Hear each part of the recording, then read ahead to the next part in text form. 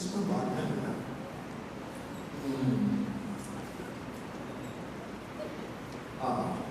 आत्मिक जन्म ब्रदर कैसे?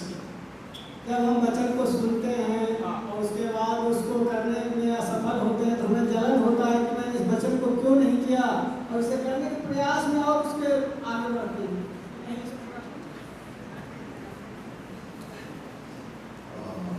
उदाहरण जब हम प्रभु यीशु मसीह पर विश्वास करते हैं कि वो हमारे पापों के लिए मारा गया, गाड़ा गया और तीसरे दिन से उठा तब हमारा उद्धार।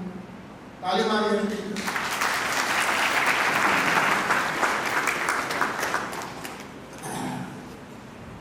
आत्मिक जन्म का मतलब है आत्मा के द्वारा जन्म लेना। निकोदेमुस नाम का एक व्यक्ति था, यीशु मसीह के पास आया और बोला, गुरुजी आप तो बहुत अच्छी शिक्षा देते हैं। तो यीशु मसीह से बोला, जब तक आत्मा और वचन से ना जन्म ले तो परमेश्वर के राज्य में।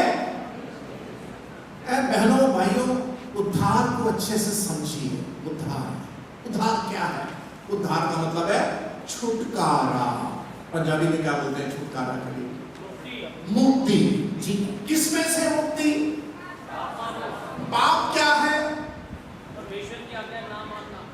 कोई रेफरेंस बता सकते हैं बाइबल से पाप के बारे में जहां लिखा है, या पाप की परिभाषा? यहां से कोई कुछ बोला? पहला यूहन्ना, हाँ ब्रदर सही बोला आपने। पाप की परिभाषा बाइबल में कहां लिखी हुई है? पहला यूहन्ना 3रा अध्याय। सब निकालिए, पहला यूहन्ना। एक सिस्टर मेरे पास आई, ब्रदर थोड़ा धीरे बोले। मैं धीरे बोलता हूँ। पहला यूहन्ना 3रा अध्याय। मेरे को आज एकदम अलग तरीका अपनाना पड़ेगा। 3:4। पहला यूहन्ना 3:4। जो कोई पाप करता है वो व्यवस्था का विरोध करता है, और पाप तो व्यवस्था का विरोध है। बोलिए सब लोग, पाप क्या है? व्यवस्था का विरोध। जोर से बोलिए, व्यवस्था का विरोध। किसकी व्यवस्था? हाँ, तो क्या हमने व्यवस्था का विरोध किया? हम लोगों ने नहीं, केवल आदम ने किया, हमने तो नहीं किया, है ना? हम लोगों ने व्यवस्था का विरोध किया।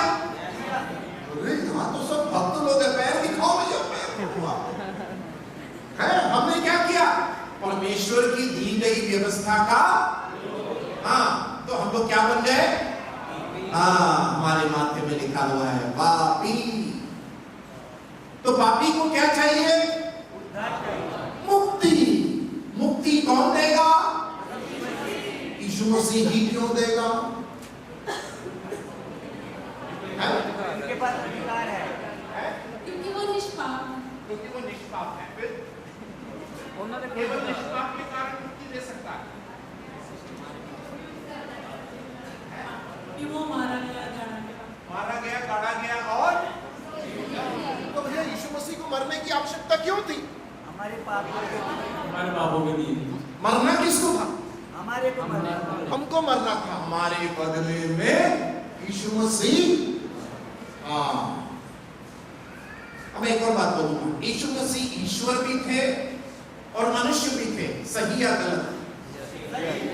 कितने लोग गलत मानते हैं? हाथ उठा।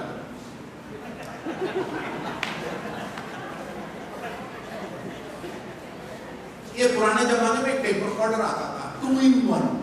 उसमें रेडियो भी होता था, कैसेट डालकर रिकॉर्डर भी था।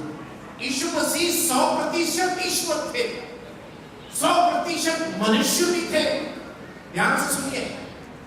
तो मनुष्य कब शुरू हुई?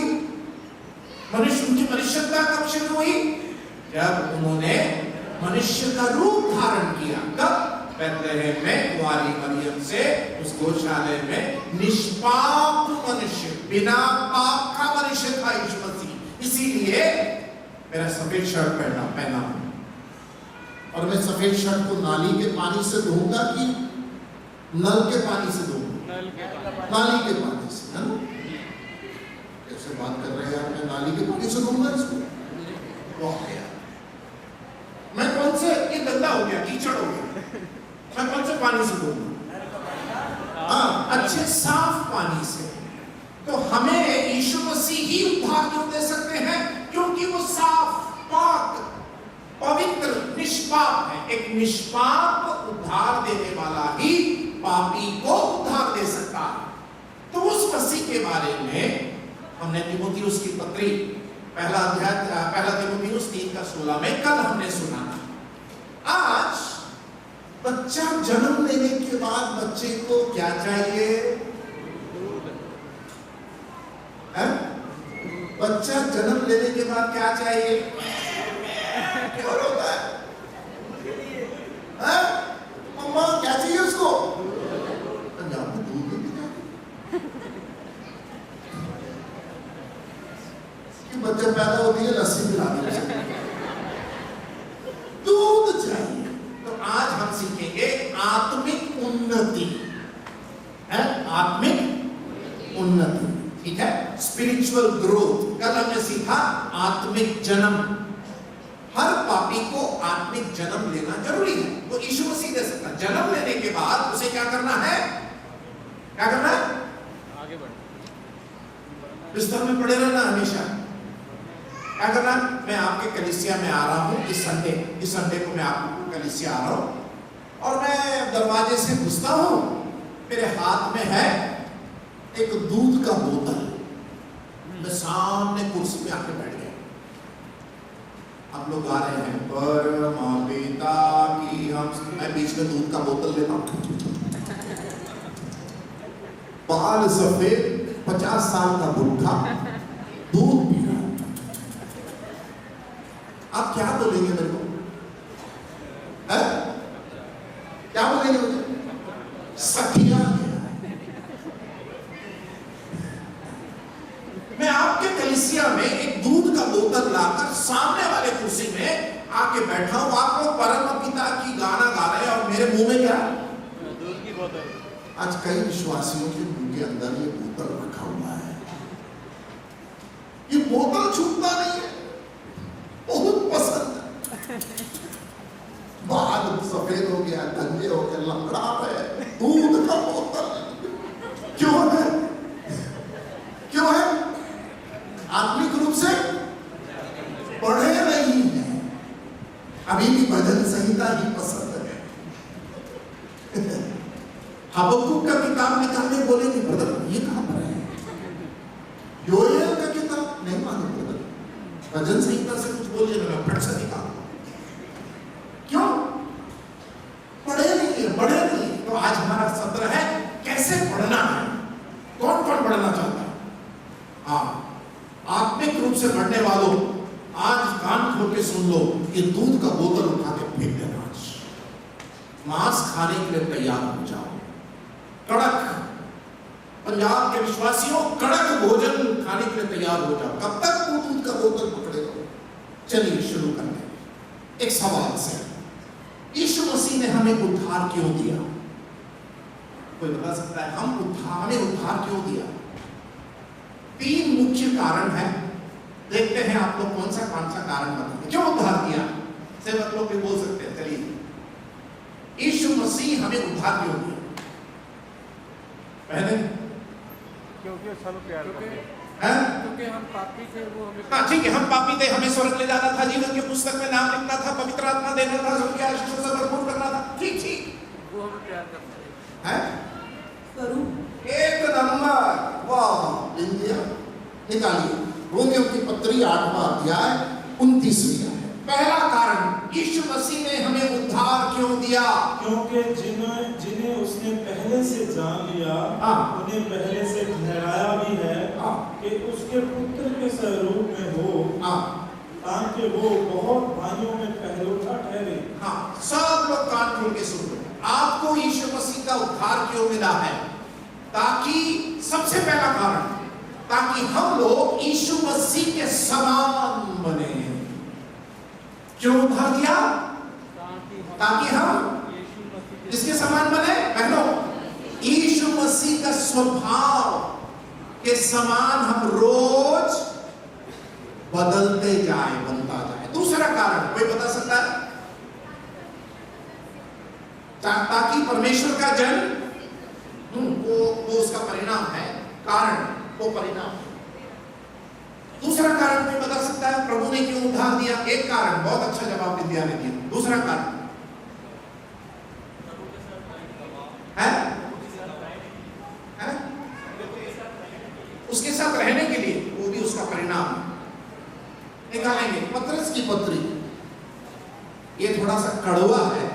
पहला पतरस दूसरा अध्याय और उसकी 21वें अध्याय में पढ़ो।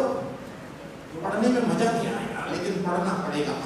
2:21 पहला पतरस दूसरा अध्याय 21। और तुम इसी के लिए बुलाए भी गए हो, क्योंकि मसीह भी तुम्हारे लिए दुख उठाकर तुम्हें एक आदर्श दे गया है कि तुम भी उसके पथ चिन्हों पर चलो। दूसरा कारण उद्धार क्यों दिया है? ताकि हम लोग दुख उठाएं यीशु मसीह के लिए। मतलब ये मजा नहीं। सबके सर झुके हुए, कोई उठा के देख भी नहीं रहा। हमें क्यों उद्धार दिया? उसके लिए, दुख उठाने के लिए। हम लोग YouTube में क्या सुनते हैं? यीशु मसीह के पास आओ, भैंसिया भी सित्र दूध देगी। यीशु मसीह के पास आओ, तुम्हारी बिटिया की एक शादी नहीं 2 शादी हो गए। यीशु मसीह के पास आओ, यह हो जाएगा। ये सब झूठी शिक्षा। यीशु मसीह पर हमने विश्वास किया है उसके नाम के लिए दुख उठाने के लिए। तीसरा कारण आइए हम निकालेंगे। पहला कुरिन्थी 15 अध्याय 58 आयत। पहला कुरिन्थियों की पत्री 15 अध्याय 58।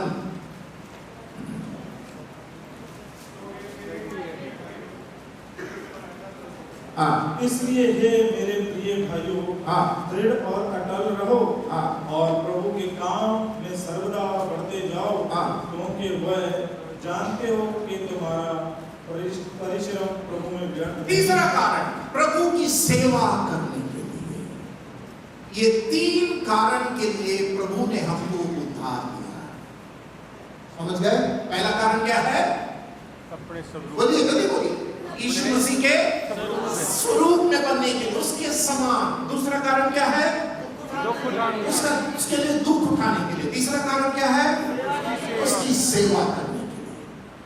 अब इतना समझ गए आप लोग? इतना समझ गए? अब थोड़ी सी गहराई में सिखाना चाहता हूं। बाइबल में त्रिकाल उद्धार करके एक सिद्धांत है। त्रिकाल उद्धार, त्रि मतलब 3, त्रिकाल उद्धार। आप लोग सुने हैं, नहीं सुने नहीं मालूम। त्रिकाल उद्धार का मतलब क्या है? पहला, हम लोग पाप का दंड से बच चुके हैं भूतकाल में। जिन लोग उद्धार पाए हैं, एक दिन 5 साल पहले 2 साल पहले यीशु मसीह के बारे में हमने सुना, हम पापी है कर अंगीकार किए, हमने विश्वास किया और हमारा उद्धार हो गया। भूतकाल हम पाप के दंड से बच चुके हैं। पहली बात पढ़िए रोमियो की पत्री 8वां अध्याय पहली आयत। रोमियो 8:1। अब जो मसीह यीशु में है उन पर दंड की आज्ञा नहीं है, क्योंकि वे शरीर के अनुसार नहीं वरन आत्मा के अनुसार चलते हैं। हाँ, जो मसीह में है, किसमें है? किसमें है? मसीह में। जो मसीह में है उन पर दंड की कोई दंड नहीं है, खत्म हो गया। क्यों? हमने यीशु मसीह पर विश्वास किया। तो विश्वास जिन्होंने किया उनका उद्धार हो चुका एक बार। कब? जिस दिन विश्वास किया उस दिन दंड का तलवार हमारे ऊपर से हट गया। अब हमारे ऊपर कोई दंड नहीं है। पाप का दंड का कीमत यीशु मसीह ने हमेशा क्रूस पर चुका दिया है। He has done it. We are saved from the penalty of sin, punishment of sin. ये भूतकाल में हुआ। त्रिकाल उद्धार। पहला, हम पाप के दंड से बच चुके हैं, पास्ट टेंस। दूसरा निकालिए रोमियो की पत्री 6वां अध्याय 12 से 14 तक पढ़िए। इसलिए पाप तुम्हारे नवसर शरीर में राज्य ना करे कि तुम उसकी लालसाओं के अधीन रहो, और ना अपने अंगों को अधर्म के हथियार होने के लिए पाप को सौंपो, पर अपने आप को मरे मुंह में से जी उठा हुआ जानकर परमेश्वर को सौंपो और अपने अंगों को धर्म के हथियार होने के लिए परमेश्वर को सौंपो। तब तुम पर पाप की प्रभुता ना होगी, क्योंकि तुम व्यवस्था के अधीन नहीं वरन अनुग्रह के अधीन हो। हम त्रिकाल उद्धार सीख रहे हैं। पहला, पाप के दंड से बच चुके हैं। दूसरा, वर्तमान काल, अभी पाप का सामर्थ्य से उद्धार पाते जा रहे हैं। उद्धार पाने के बाद अब हम पाप का सामर्थ्य से रोज उद्धार पाते जा रहे हैं। वर्तमान काल। सवाल, उद्धार पाने के बाद हम पाप करते हैं क्या? पाप करते हैं? तो भाई लोग नहीं करते। करते हैं? आज सुबह से कितना कर रहा है पता नहीं, गिनती नहीं। उद्धार पाने के बाद भी पाप होता है, क्योंकि शरीर में पाप का उपस्थिति है अभी भी। The presence of sin. हम हमारे मन में, सोच में, विचार में, कार्य में, चाल चलन में, चरित्र में, स्वभाव में अभी भी हमारे अंदर पाप है। लेकिन उद्धार पाने के बाद उद्धार पाने वाले व्यक्ति को पाप के सामर्थ्य के अधीन नहीं रहना है। पढ़िए, उसी को पढ़िए। अभी हम थोड़ा सा उसका विश्लेषण करेंगे। रोमी 6 देखिए 12 में क्या लिखा है। सब लोग बाइबल में देखिए। सब एक मिनट बता, मैं बताऊं। इसलिए, किस लिए? क्योंकि आपने उद्धार पा लिया। पाप तुम्हारे मरणहार शरीर में क्या ना करे। हाँ, तो अब क्या करना है? उद्धार पाने के बाद ये पाप को अधिकार नहीं देना, पाप का सामर्थ्य को अनुमति नहीं देना। झूठ बोलने का अवसर आ रहा है। प्रभु जी मेरी सहायता कर, मैं झूठ ना बोलूं। जवानों, एक सुंदर सी लड़की सामने से आ गई है। हम लोग क्या करते थे? जवान भाई लोग उसे क्या करते? क्या करते? ये थोड़ा पवित्र अरे भाई, मैं जब जवान का सुंदर सा लड़की आ रही थी, मैं कहता था प्रभु क्या बनाया है और क्या बोल सकता हूं। मैं क्यों बोलता था मालूम है? ताकि पाप ना करूं। मेरे गुरुजी ने सिखाया, आपकी गुरुजी ने, अंकल जी ये लड़की सुंदर आती है तो मन में कुछ होता है, होना चाहिए, इसका मतलब तो नॉर्मल है। अगर नहीं हो रहा है तो एबनॉर्मल है। तो मैं क्या करूं? यार एक बात बोल दी, प्रभु जी क्या सृष्टि है, आंख बंद करके बोल देना। अगर आप पूछेंगे शादी के बाद भी होती है क्या? जरूर होता है। मैं खुल के बोलूंगा, जो हकीकत है खुल के बोली जानी चाहिए। पाप, जो पाप हमारे शरीर में है भी है, लेकिन मैं उद्धार पाया हूं, तो मुझे क्या करना है? प्रभु जी ये पाप का सामर्थ्य मुझे नियंत्रण ना करने पाए। ओ, मुझे नहीं मालूम आपके जीवन में कौन सा पाप है। झूठ बोलने का हो सकता है, पैसे का हो सकता है, सोशल मीडिया घंटों घंटों इसमें देखने का हो सकता है। ये बहुत बेकार चीज। तो आज हम उद्धार पाते जा रहे हैं। देखिए क्या लिखा है 12वीं आयत, इसलिए पाप तुम्हारे मरणहार शरीर में क्या ना करे? राज्य ना करे। अंडरलाइन करो उसको, राज्य ना करे। उसके बाद क्या लिखा है? क्यों ना राज करे? कि तुम उसकी लालसाओं के अधीन रहो। उद्धार पाने के पहले अधीन थे, लेकिन उद्धार पाने के बाद मुझे इस पाप के अधीन नहीं रहना है। तेरहवीं आयत, उसके बाद क्या लिखा है? और ना अपने अंगों को अधर्म के हथियार होने के लिए पाप को, हमारे आंख, हमारी सोच, हमारे विचार, यीशु मसीह ने कहा तेरा आंख अगर पाप करने की अनुमति दे रहा है उसको, हाँ, उसका मतलब आंख उखाड़ कर फेंकना नहीं है, आंख को नियंत्रण में रखना। जवानों जब लड़कियों से बात करते हो ना, और लड़कियां जब जवानों से बात करते हो, एक फॉर्मूला है, 3 फीट दूरी रखना। 3 मिनट से ज्यादा बात मत करना, हो सके तो 3 गवाहों के सामने बात करना। अंकल जी ऐसा नियम सब बताओगे तो कैसा होगा? कितने मिनट से ज्यादा बात मत करना, कितनी दूरी रखना, कितना 3 फीट, और कितने लोगों के सामने बात करना, ये देखो 3 फीट और 3 मिनट तो हो सकता है, 3 गवाहों को कहां से पकड़ के लेते? शरीर है, शरीर को शरीर चाहिए, शरीर को वचन नहीं चाहिए। ध्यान देना, शरीर को वचन नहीं चाहिए, शरीर को शरीर चाहिए, शरीर को पाप चाहिए, शरीर को मजा चाहिए। और ये शरीर अभी भी पाप में है, और पौलुस कहता है इस शरीर के स्वभाव के अधीन मत रहो। फिर क्या करना है? पाप के लिए मत सौंपो। उसके बाद क्या कहता है? उसके बाद क्या कहता है 13 में? अपने आप को मरे हुओं में से जी उठा जानकर क्या करना है? परमेश्वर को। तो इसका मतलब क्या है? मुझे अपने आप को परमेश्वर के हाथ में सौंपना है। क्यों? मैं पाप पर जीत अपने आप से प्राप्त नहीं कर सकता। तो आत्मिक उन्नति का पहला सिद्धांत क्या है? सरेंडर, अपने आप को परमेश्वर के हाथ में सौंपना। आगे क्या पढ़ते हैं?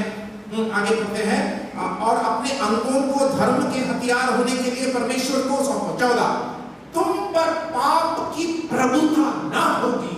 वाह, डायरेक्ट लिखा था उसे। पाप की प्रभुता मतलब पाप का अधिकार, पाप आपको कंट्रोल कभी ना करने दें। कौवे को हमारे सर के ऊपर से उड़ने से रोक नहीं सकते, कौवे को घोंसला बनाने से तो जरूर रोक सकते हैं।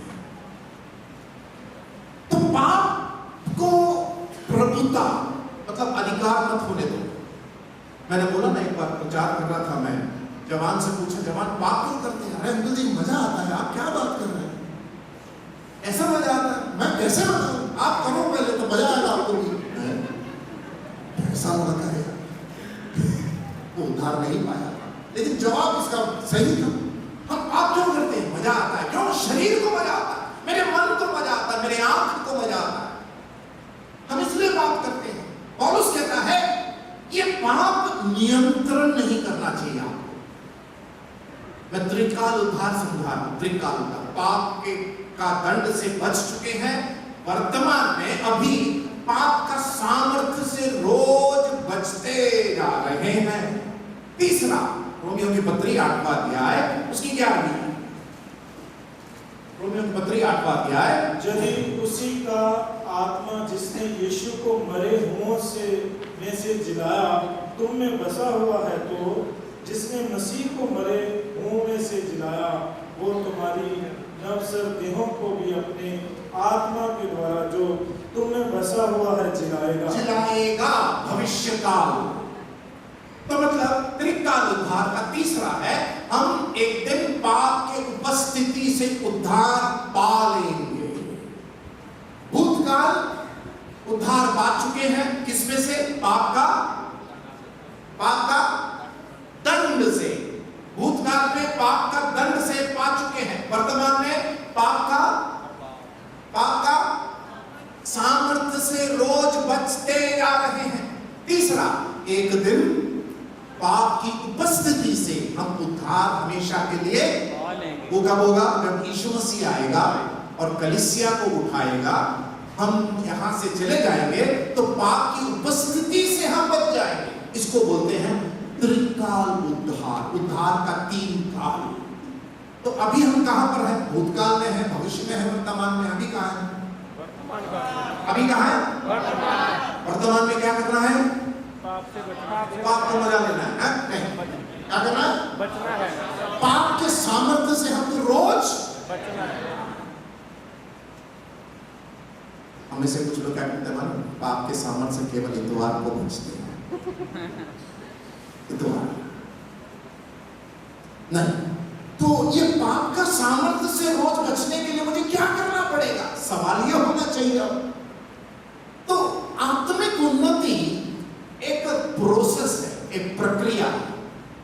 आत्मिक जन्म ऐसे होता है, क्षण से 1 सेकंड लगता है आत्मिक जन्म लेने के। आत्मिक जन्म कैसे होता है? कैसे?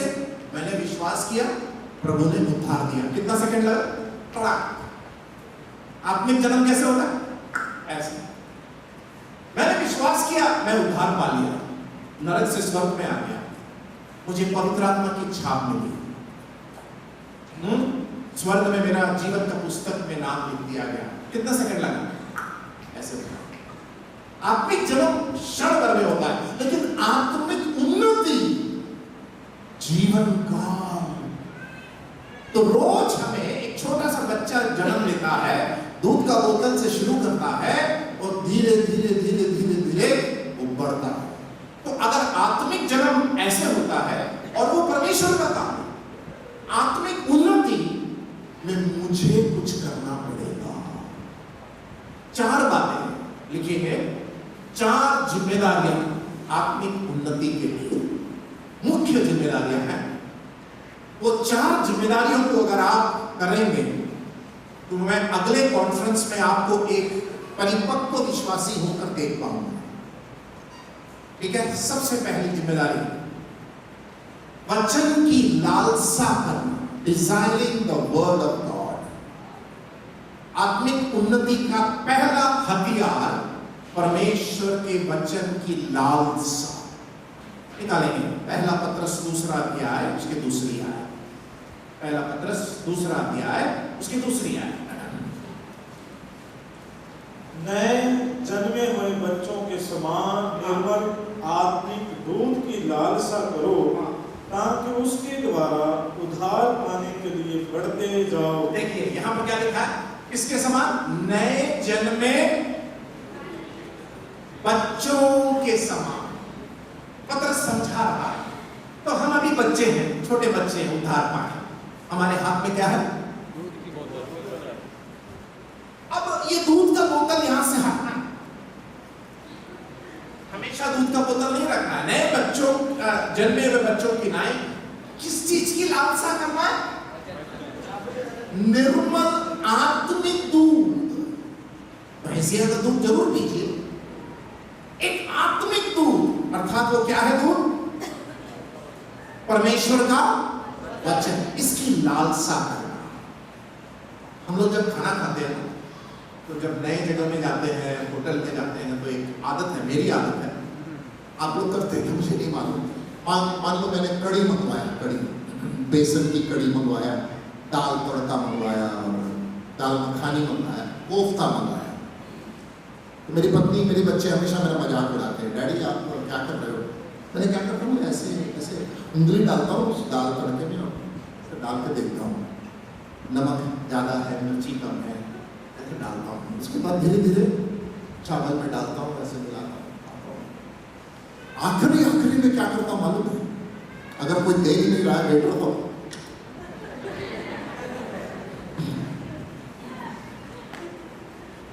हम लोग भारतीय लोग ना, देहाती लोग, मैं तो यूपी का देहाती आदमी, किसी के घर जाता हूं तो नहीं करता हूं, करने की इच्छा होती है, लेकिन वो सोचेंगे कैसा जंगल से भूखा है। तो पहले उद्धार जब पाए हमने क्या किया? यीशु मसीह को केवल अभी तो चाटना बाकी है, अभी तो उसे खाना बाकी है, अभी तो केवल क्या किया? चखे हैं। कुछ लोग तो चख कर ही गुजर जाते हैं।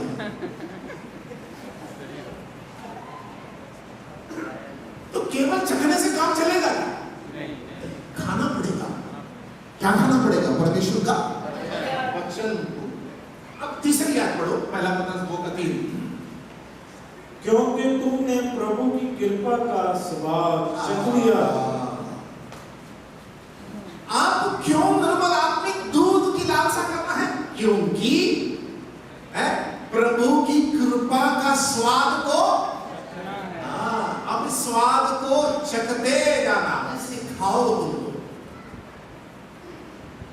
घड़ी डिटर्जेंट पाउडर का एडवर्टाइजमेंट सुना आपको? पहले इस्तेमाल करो फिर विश्वास करो, सुना आपको? बाइबल क्या कहती है? पहले विश्वास करो फिर इस्तेमाल करते रहो। वो लड़की बड़े मजेदार तरीके से पहले भी इस्तेमाल करो फिर विश्वास करो।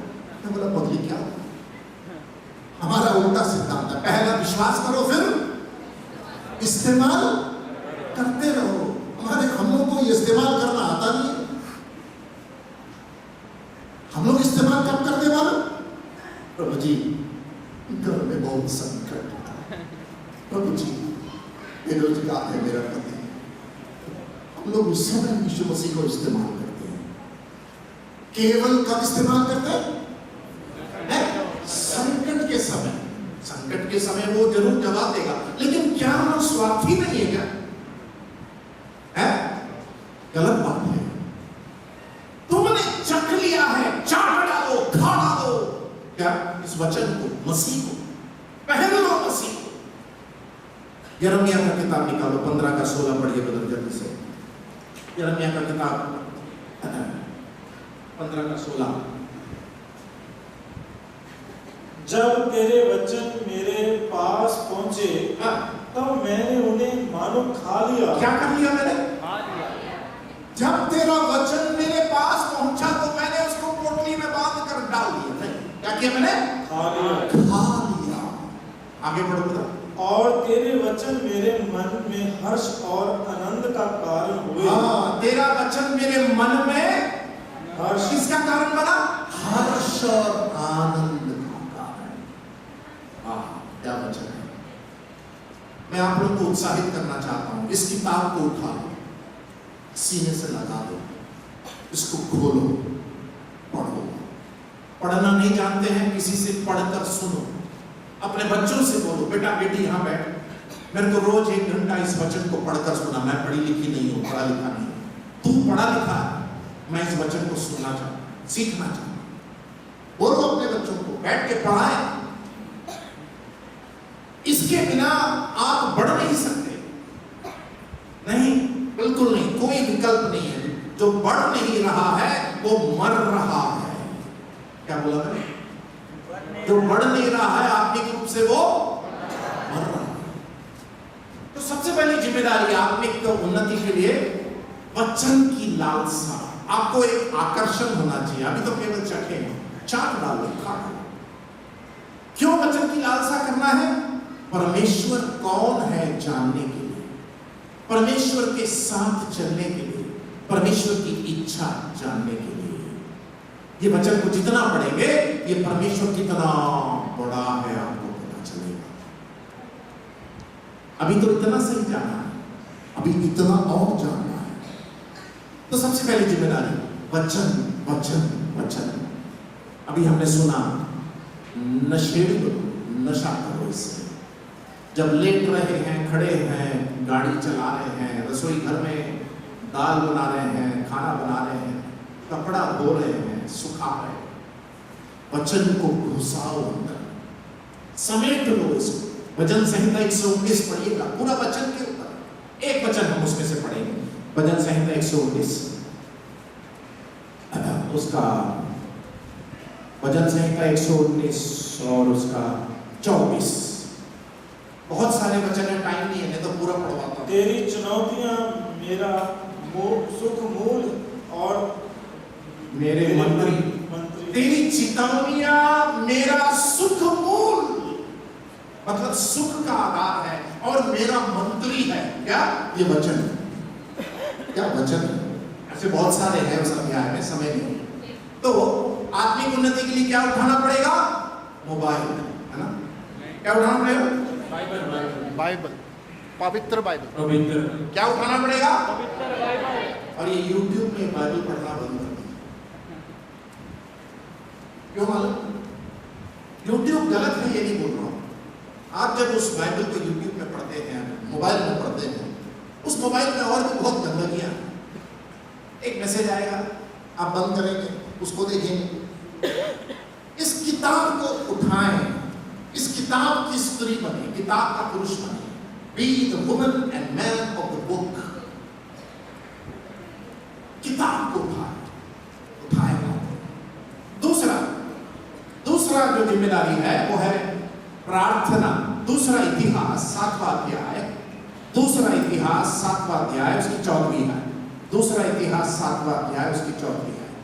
तब यदि मेरी प्रजा के लोग जो मेरे कहलाते हैं दीन होकर प्रार्थना करें और मेरे दर्शन की खोजी होकर अपनी बुरी चाल से फिरे, तो मैं स्वर्ग में से सुनकर उनका पाप क्षमा करूंगा और उनके देश को ज्यों का त्यों कर दूंगा। परमेश्वर हमसे कैसे बात करता है? वचन के द्वारा। हम परमेश्वर से कैसे बात करते हैं? उधर से इधर, इधर से उधर से इधर, बाइबल से, इधर से उधर, प्रार्थना से। यहां पर पढ़ते हैं परमेश्वर इस्राएलियों से कहता है, यदि मेरी प्रजा के लोग जो मेरे कहलाते हैं दीन होकर प्रार्थना करें। कैसे करें? दीन, नम्र होकर। हे प्रभु मैं निसहाय हूं, मेरी सहायता। दीन होकर प्रार्थना करें और मेरे दर्शन के खोजी होकर अपनी बुरी चाल चलन से फिरे, तो मैं स्वर्ग में से सुनकर उनका पाप क्षमा करूंगा। दूसरा स्वभाव, पहला स्वभाव बाइबल पढ़ना। ये बाइबल पढ़ने का एक तरीका है। वो तरीके को हम लोग सिखाते हैं। बाइबल कैसे पढ़ते हैं, अर्थ को कैसे निकालते हैं, समझते हैं, पुराना नियम को कैसे पढ़ना है, नए नियम को कैसे पढ़ना है, वचन संहिता को कैसे पढ़ना है, सुसमाचार जो तरीका जान लिया, जीना सीख लिया। हर चीज का एक तरीका है। बाइबल पढ़ने का भी एक तरीका है। फिजिक्स, केमिस्ट्री और नवभारत टाइम्स जैसे पढ़ते हैं, बाइबल ना पढ़ें। आप गलत अर्थ निकाल रहे हैं। तो बाइबल को पढ़ने का एक तरीका है। वो तो अलग से एक क्लास लेना पड़ेगा, करीब 3 दिन लगता है उसको सिखाने के लिए। बाइबल पढ़ते कैसे, उसका अलग अलग स्टेप्स है। क्वाइट टाइम, शांत समय कैसे बिताते हैं। सुबह उठकर बाइबल का एक पैसेज लेकर शांत होकर बैठकर कैसे प्रभु की आवाज सुनते हैं। फिर केवल रीडिंग, फिर बाइबल अध्ययन है जिसमें 3 स्टेप्स है, ऑब्जर्वेशन, इंटरप्रिटेशन, एप्लीकेशन। निरीक्षण, अर्थ को निकालना और प्रयोग निकालना। ये सब तरीका को सीखना पड़ेगा। और जब तक आप ये बाइबल अध्ययन की टेक्निक नहीं सीखेंगे, आप बाइबल समझ नहीं पाएंगे। तरीके को सीखिए। हर चीज का एक तरीका होता है। वो तरीका सिखाने वालों को ढूंढ कर बोलिए, ब्रदर आकर सिखाइए आप बाइबल कैसे पढ़ा जाता है। यह स्वभाव पहला। दूसरा, प्रार्थना का स्वभाव। किसी भी समय प्रार्थना करने का स्वभाव को निकालें। चाहे आप खेती कर रहे हो, रसोई घर में हो, स्कूल में हो, कॉलेज में हो, नौकरी के स्थान में हो, एक तीर ऊपर को मारना सीखें। हर समय प्रार्थना के उस भाव में बैठे खड़े रहें। कलीसिया में प्रार्थना करें। बाइबल स्टडी जब होती है, प्रार्थना के साथ बैठें। उपवास प्रार्थना, प्रार्थना का स्वभाव को लाएं। Inculcate the habit of prayer. ये सब आत्मिक उन्नति की बात कर रहा हूं। तीसरा स्वभाव, आइए हम निकालेंगे इब्रानियों की पत्री 10वां अध्याय 24 और 25। तीसरा जिम्मेदारी आत्मिक उन्नति के लिए, इब्रानियों की पत्री 10 का 24 और 25। और प्रेम और भले कामों में उसकाने के लिए हम एक दूसरे की चिंता किया करें और एक दूसरे के साथ इकट्ठा होना ना छोड़ें, जैसे कि कितनों की रीति है, पर एक दूसरे को समझाते रहें और ज्यों-ज्यों उस दिन को निकट आते देखते हो, त्यों-त्यों और भी अधिक जे किया करो। तीसरा स्वभाव, संगति रखना। पहला वचन पढ़ना, दूसरा प्रार्थना करना, तीसरा एक दूसरे के साथ इकट्ठा होना ना छोड़ें। संगति में गति है, नहीं तो दुर्गति है। संगति में गति है, नहीं तो दुर्गति है। मेल में मिलन है, नहीं तो विभाजन है। मेल में मिलन है, नहीं तो विभाजन है। संगति में गति है, नहीं तो दुर्गति है।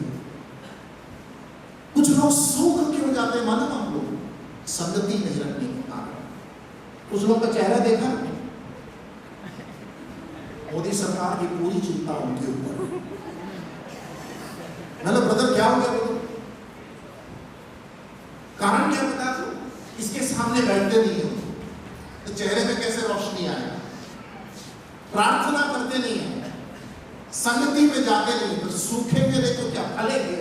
कुछ नहीं, सूख जाएंगे। संगति में गति है, नहीं तो क्या है? दुर्गति है। मेल में मिलन है, नहीं तो विभाजन है। संगति करिए, इकट्ठा होना ना छोड़ें। कितने हो गए? पहला क्या है? दूसरा क्या है? तीसरा क्या है? चौथा प्रभु की गवाही देना। प्रभु की गवाही देना। मत्ती 5 का 13 और 14, मत्ती 28 18 से 20, मत्ती 5 13 और 14। तुम पृथ्वी के नमक हो, यदि नमक का स्वाद बिगड़ जाए तो वो फिर किस वस्तु से नमकीन किया जाएगा? फिर वो किसी काम का नहीं, केवल इसके के बाहर फेंका जाए और मनुष्यों के पैरों तले रोता जाए। तुम जगत की ज्योति हो, जो नगर पहाड़ पर बसा हुआ है। पृथ्वी के नमक है, जगत के ज्योति है। यीशु मसीह का प्रकाश और स्वाद गवाह होकर हमें पहुंचाना है। ये 4 जिम्मेदारी आत्मिक उन्नति के लिए स्वभाव में लाना पड़ेगा। क्या बोला मैं? कभी कभी नहीं, कभी कभी नहीं, रोज। फिर से बोले, पहला, दूसरा, तीसरा, चौथा।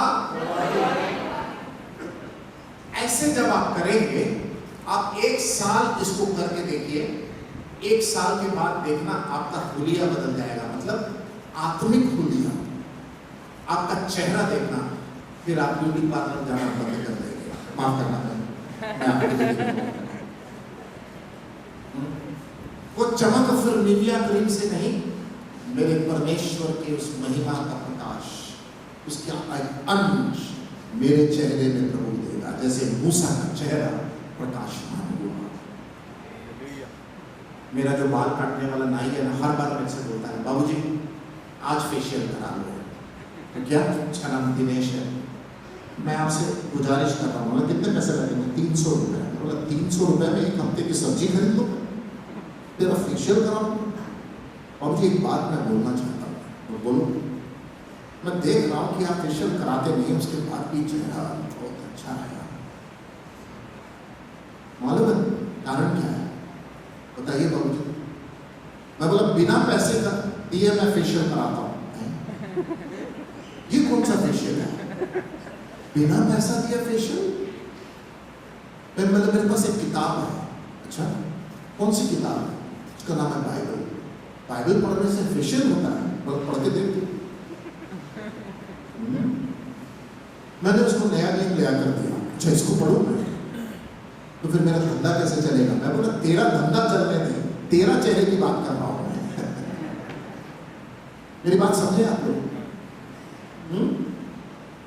ये जो किताब है ना, इसमें एक चुंबकीय स्वभाव है, मैग्नेटिक इफेक्ट। इससे जो चिपक जाता है ना, और ये जिससे चिपक जाता है, उसमें बहुत अद्भुत काम होता है। ऐसा क्या बोलना चाहिए, क्रांतिकारी काम है, बहुत भयंकर काम होता है। वो आदमी फिर ना खुदक खुदक कर कूदेगा, नाचेगा, गाएगा, प्रचार करेगा। इसमें ताकत है। सुनना चाहेंगे वो ताकत को? सुनोगे आप? थक गए क्या? मैं बताता हूँ ताकत क्या है। निकालिए वचन संहिता 19, वचन से देखेंगे। वचन संहिता 19 उसका 7, 8 और 9। ये देखो ये किताब क्या करता है, बताते हैं आपको। यहोवा की व्यवस्था खरी है, वह प्राण को बहाल कर देती है। पहला इस किताब का जादू क्या करता है? प्राण को बहाल कर देता है। बहाल करना मतलब क्या? चालू करना, बंद हो पड़ी हुई चीज को चालू करना। प्राण को बहाल करने का मतलब क्या है? प्राण को उद्धार दे देता है। और पापी का प्राण जो मरी हुई है पाप और अपराध के कारण, उसको चालू कर बहाल कर देता है। कैसे? विश्वास के द्वारा। ये बाइबल क्या करता है? प्राण को बहाल। वाह। दूसरा पढ़िए ब्रदर। यहोवा के नियम विश्वास योग्य है, साधारण लोगों को बुद्धिमान बना देते हैं। अरे वाह, साधारण लोगों को क्या बना देता है?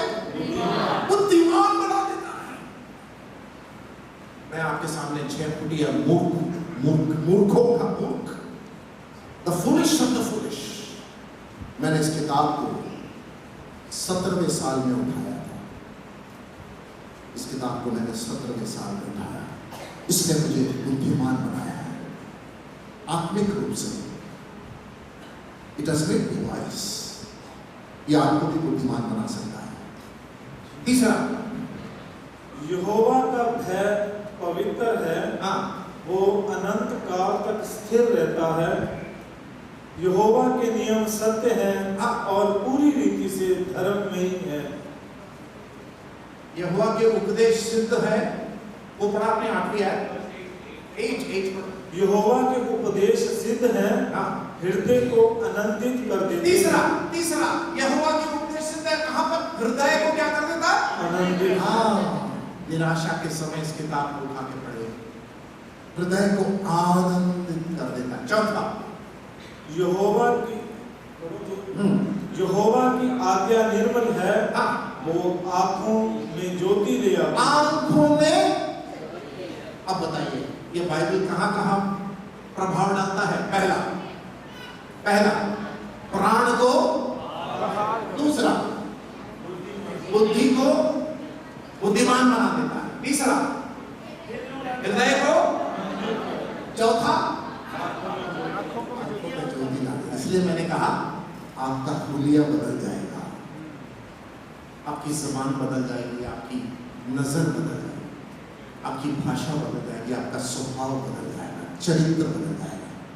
आप एक बड़े दर्शनवादी बन जाएंगे, आप एक प्रेमी बन जाएंगे, माफ करने वाले बन जाएंगे, आप सहने वाले बन जाएंगे। कोई यहाँ पर आकर मारेगा तो आप इसको भी दिखा देंगे, उसको इधर भी मार बेटा। क्यों मालूम है? ये वचन आपको बदल डालेगा। ये वचन आप अपनी पत्नी से और प्रेम करोगे, आप अपने पति से और प्रेम करोगे, उसके अधीन करोगे। हमारे कलीसिया में जीवित आराधना होगी, हमारे प्रचार में दम होगा, हमारी सेवा में फल होगा, हमारे कलीसिया दुरुस्त होगी, हमारी जवानों की पीढ़ियां तैयार होगी, निराश लोग आगे आएंगे, दुखी लोग सुख पाएंगे। इस किताब का ताकत और क्रांति है। बहुत लोगों ने जलाया, फाड़ कर फेंक दिया। ये किताब जिंदा है क्योंकि ये जिंदा ईश्वर का है। यीशु मसीह ने कहा आकाश और पृथ्वी टल जाएगी लेकिन हमारी बातें कभी नहीं टलेगी। क्या आप इस किताब को उठाओगे आपकी आत्मिक उन्नति के लिए, या फिर दूध का बोतल को लगाए रखोगे? चुनाव आपका है, दूध का बोतल या फिर बाइबल। क्या लोगे आप? अगर उन्नति करना है दूध का बोतल फेंकना पड़ेगा। अगर सालों से उस बोतल को पीते जा रहे हो, दुर्गंध आ रही है उसमें से, बोतल खराब हो चुका है, फेंकने लायक हो चुका है, लेकिन आप अभी भी दूध और मैं दूध का बोतल, मांस खाने का टाइम हो गया, दूसरों को सिखाने का टाइम हो गया, लेकिन अभी भी मुंह में बोतल है।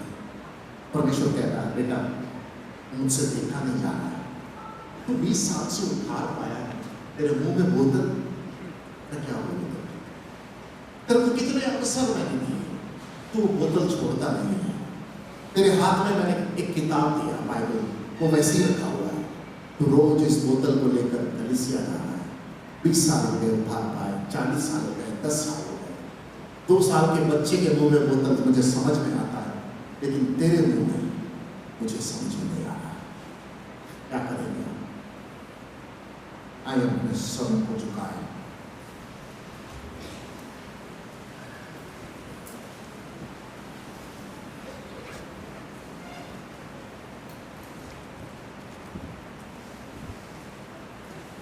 हे प्रभु जी, वचन की भरपूरी से हम मालामाल होते जा रहे हैं, और आज दोपहर के समय में भी एक माफी की भावना के साथ हम आपके पास आते हैं।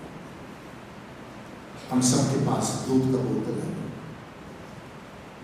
हम पकड़े हुए हैं, लेकिन आज छोड़ना चाहते हैं। अभी भी बच्चों के समान है, आत्मिक रूप से शरीर बढ़ गया है, उम्र बढ़ गई, लेकिन आत्मिक परिपक्वता और उन्नति नहीं आई। प्रभु इस किताब को आज हम उठाना चाहते हैं। ये किताब पवित्र है, तेरा कलाम, तेरा वचन, तेरी व्यवस्था, तेरी चेतावनियां, तेरे वायदे, तेरी आज्ञा, इसको उठाना चाहते हैं, इसको खोलकर पढ़ना चाहते हैं। प्रभु सहायता करके हम, तेरे वचन में अभी हमने पढ़ा कि मूर्खों को बुद्धिमान बना देता है, प्राणों को बहाल करता है, हृदय में आनंद देता है, आंखों में ज्योति देता है। प्रभु मुझे ये बोतल को छोड़ना है और आज इस किताब को मैं उठाना चाहती हूँ। मेरे जीवन में पाप का शासन, पाप मेरे पर राज करता है। तू जानता है वो पाप क्या है, मैं बार बार वो पाप करता हूं। उस पाप का अधीनता में से निकलना चाहता हूं, मैं उसका गुलाम हूं। मेरी सोच, मेरे विचार, मेरे कर्म, मेरे स्वभाव, मेरे चरित्र, इस सारे क्षेत्र में मैं कमजोर हूं। मैं तेरी प्रभुता के अधीन सौंपता एक पूरी तरह का सौंपना। I want to surrender.